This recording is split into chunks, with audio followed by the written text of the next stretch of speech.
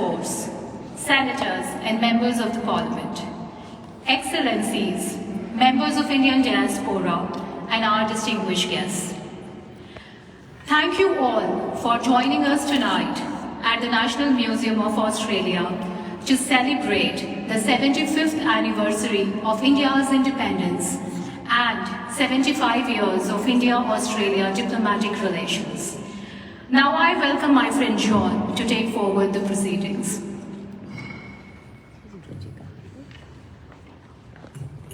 Thank you so much. Let's begin by acknowledging the traditional owners of this beautiful land on which we meet, the Ngunnawal people. Please could I invite Nin Janet Phillips to share with us the acknowledgement to country.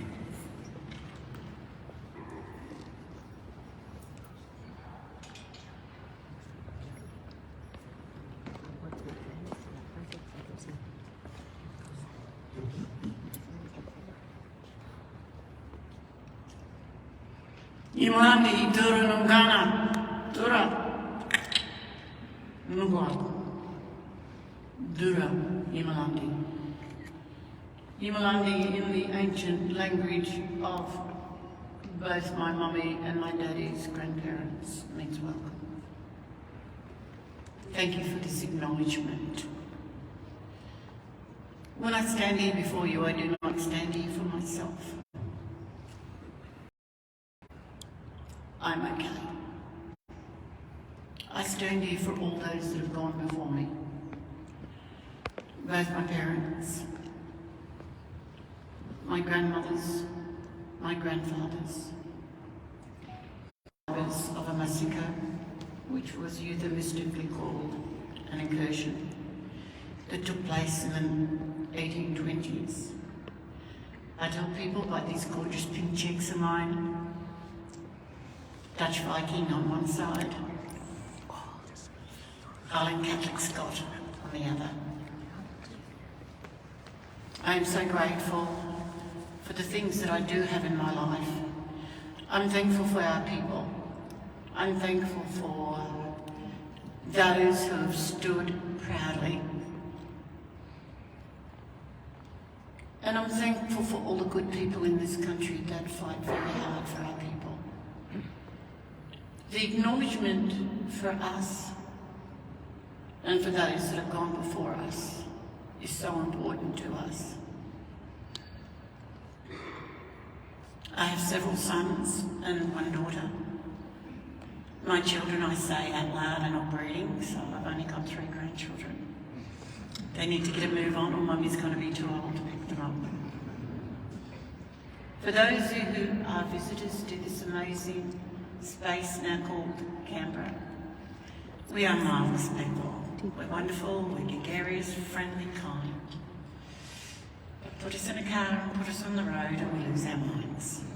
So please be careful for those of you who do not live in Canberra, because we have some odd little rules on the road. Please be careful, particularly the famous public service rush, because essentially this is a public service town. So drive carefully. But please enjoy yourself. This is an amazing space. And me, as a descendant of the Ngunnawal people, I love this space. It is fantastic. I was born just across those mountains. It's the oldest Aboriginal reserve that was set up to protect our women and children across the Rindabellas. It's called Brungle. We did receive education as early as the 1890s. We have a couple of lawyers, teachers, I myself, early childhood.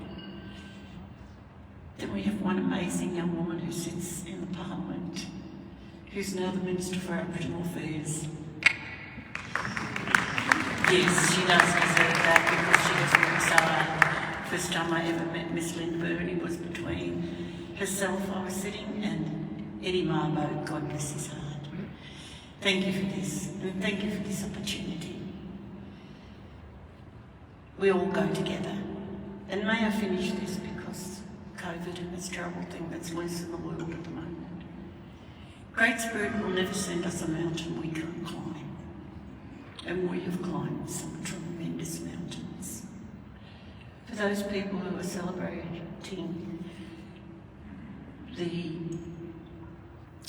what do you call it, between our peoples and the trade and the wonderful things that are happening in our modern day and age. Thank you. So for each and every one of you, Yimilandi, Yimilandi, Yimilandi, thank you.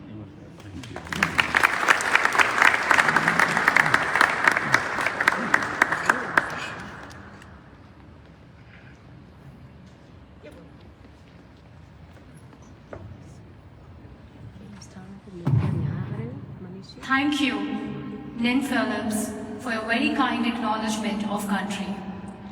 To help us honor the First Nations people of this land, could I invite Mr. Shivaram Narayanamurthy to perform for us on didgeridoo. As a self-taught player, Shiva's style blends the didgeridoo with other instruments and vocals as a tribute to India's 75th Independence Day.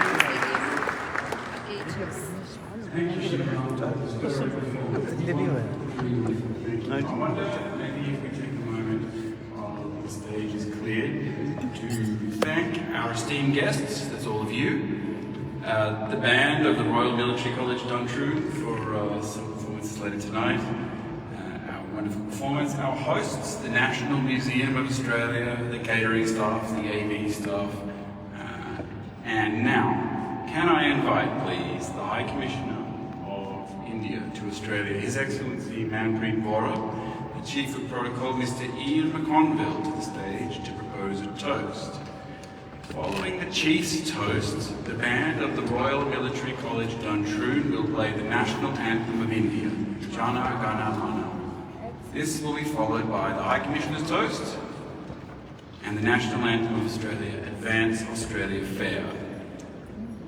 After this, I would ask the High Commissioner please to remain on stage for his remarks. Chief, High Commissioner, please.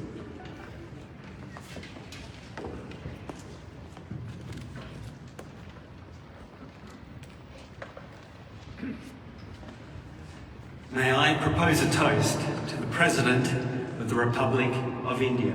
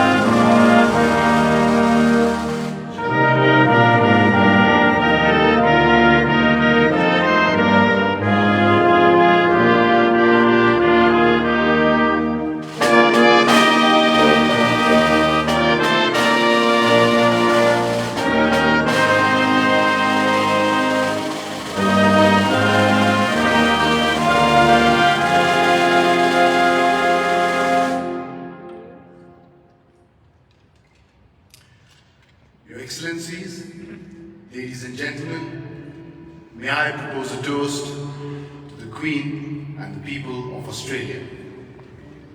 Cheers.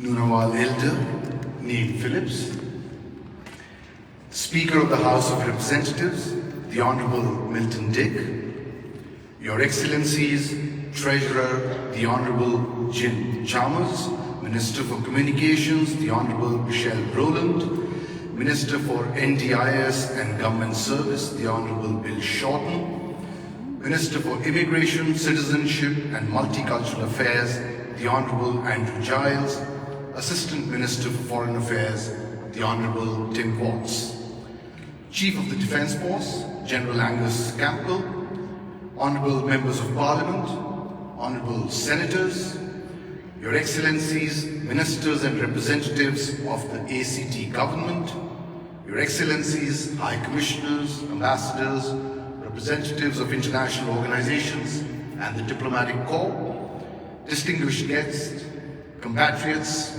colleagues, friends, ladies and gentlemen, Namaste and good evening. It is a privilege for me to welcome you all on this very special occasion celebrating the 75th anniversary of India's independence and also 75 years of the establishment of diplomatic relations between India and Australia. You honor us both with your kind presence here today. When India became independent on this day 75 years ago, we began a nation-building journey that many observers at the time thought would be an impossible task. Centuries of colonial rule had left us poor and all sectors of the economy underdeveloped. Human development indicators, be they literacy rates, infant mortality, maternal health, or life expectancy at birth, were abysmal. Independence itself came with an imposed partition, a bloody exodus, and an almost immediate invasion of a part of the country, the state, now Union Territory, of Jammu and Kashmir. Many had wondered if India, with its incredible diversity and apparent contradictions, could even survive as a nation. The response of our founding fathers and the Indian people was to treat diversity as our strength, reject conformity, and give space to every difference and shade of opinion. We did so by adopting democracy, secularism, and universal adult suffrage from day one. Every citizen, regardless of gender, caste, color, or faith, was guaranteed a voice and civil liberties under constitutional protected fundamental rights. We developed fiercely independent judicial institutions and a free press. We provided special attention to the most vulnerable and historically downtrodden sections of society through affirmative action programs. We painstakingly built infrastructure and industry, invested in science, improved our economy, and educated our people. Fast forward to today, 75 years on, India remains united, strong, and dynamic, and is respected by everyone as the world's largest democracy, with an uninterrupted record of civilian rule and free and fair elections. From a food-deficient country, we have become a net exporter of food grains and are among the top producers of many agriculture, horticulture, dairy, and animal husbandry products.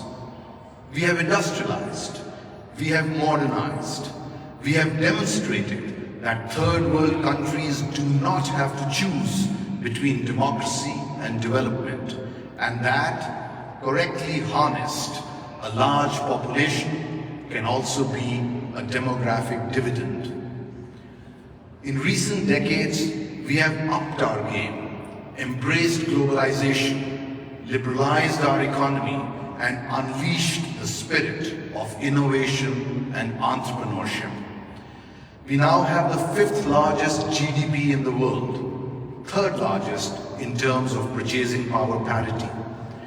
We are today also the fastest growing large economy, showing remarkable resilience against storms engendered by COVID-19 and recent conflicts. Our market size of close to 1.4 billion, with a large and rapidly expanding middle class, holds great value and has made India one of the most attractive destinations for foreign direct investment, even during the pandemic years of 2020 and 2021. The stock market remains robust and is offering attractive and stable returns. We have achieved commanding heights in sectors like engineering, IT, space, and high-tech. We have developed one of the finest tech startup ecosystem that is witnessing an unprecedented surge in venture capital investments. There are now 108 unicorns, third highest in the world, 42 of them created in 2021 alone, and 19 already in the first 6.5 months of 2022. We are quickly climbing the ranks in the Ease of Doing Business Index. Physical and digital infrastructure stands vastly improved and effective tax rates are low.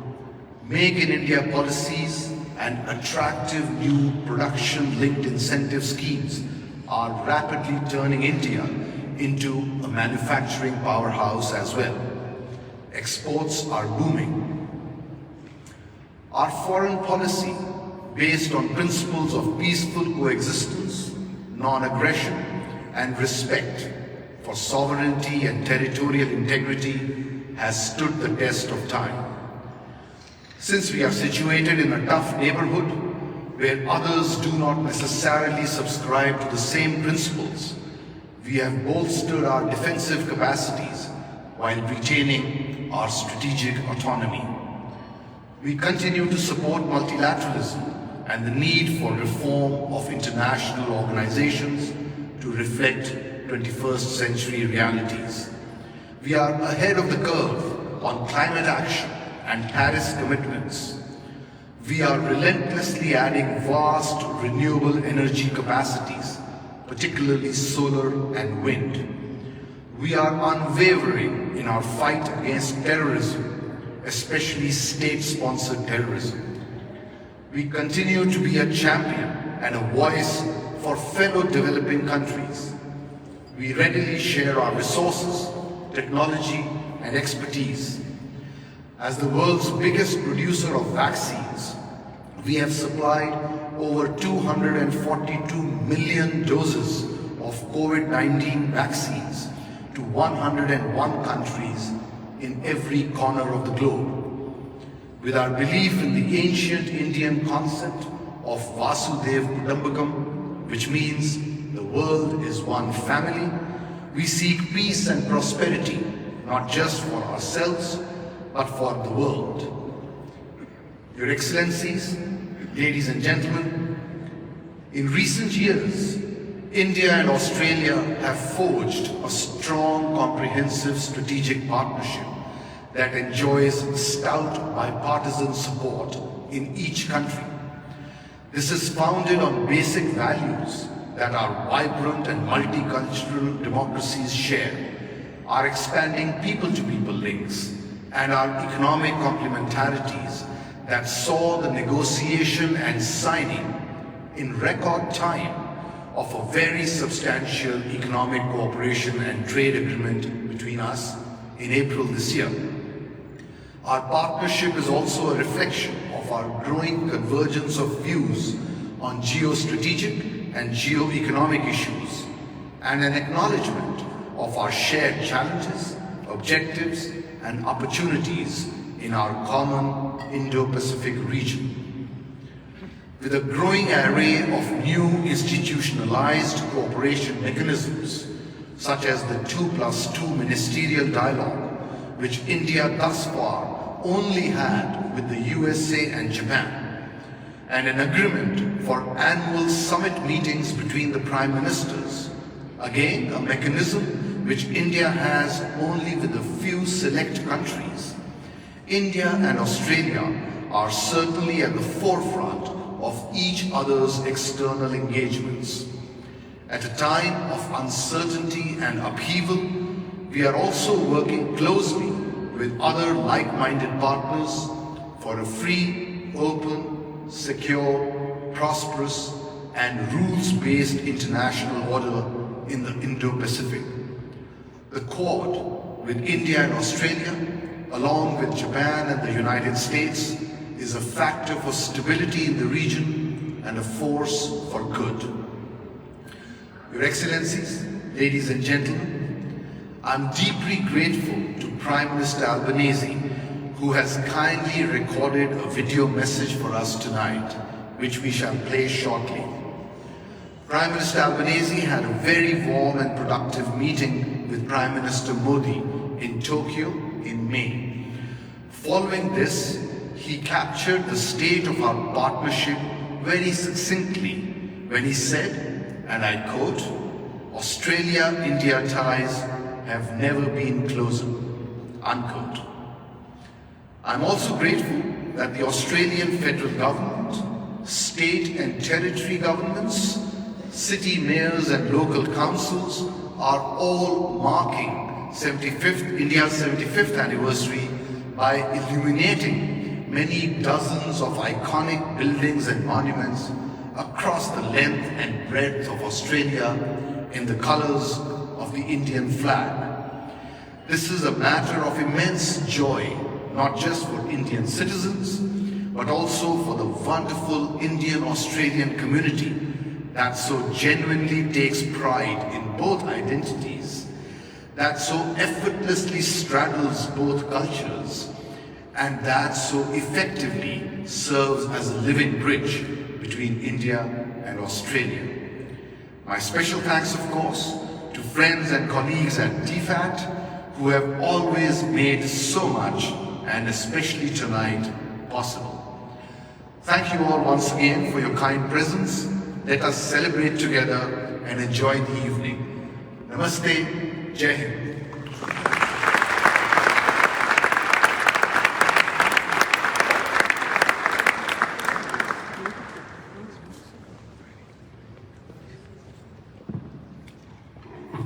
Thank you, High Commissioner, for your kind